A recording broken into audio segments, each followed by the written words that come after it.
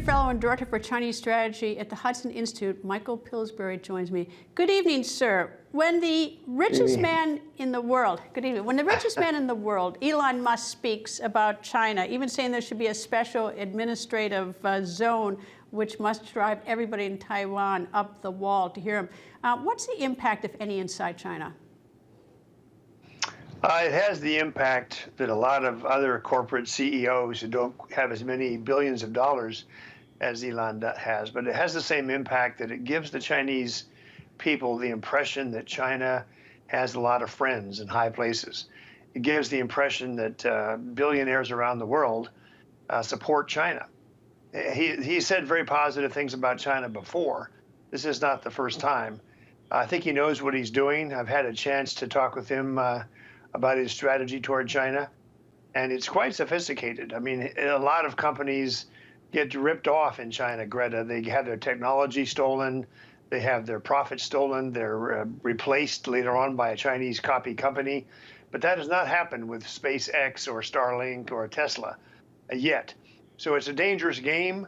The thing we have to fear, I'm afraid, is if he gets control of Twitter, will he censor anything that's anti-China on Twitter? I hope not.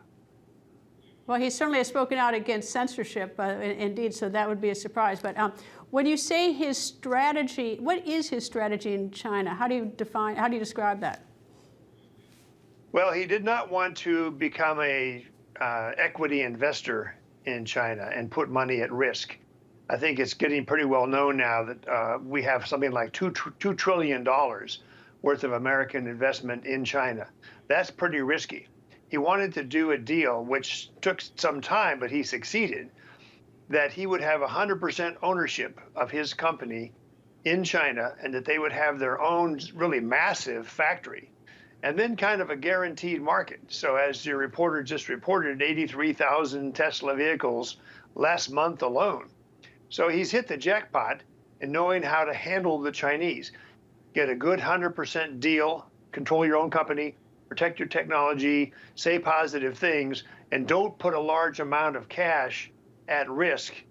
Focus more on manufacturing.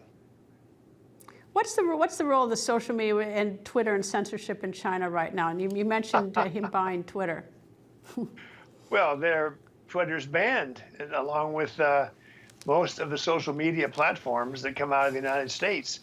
So it's not only that the Chinese don't want him to have Starlink in China, they won't let him operate Twitter either.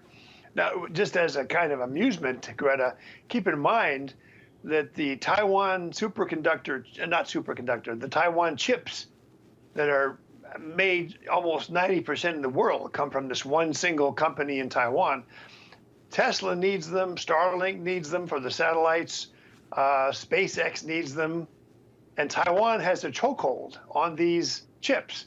So if they wanted to have some fun with Elon, they would just hold up the delivery of his chips. Then he'd be pressured from both Beijing to say the right thing and from Taiwan to say the right thing. This is kind of a risky situation he would be in. Well, the plot continues. Anyway, Michael Pillsbury, thank you, sir. Thanks, Greta.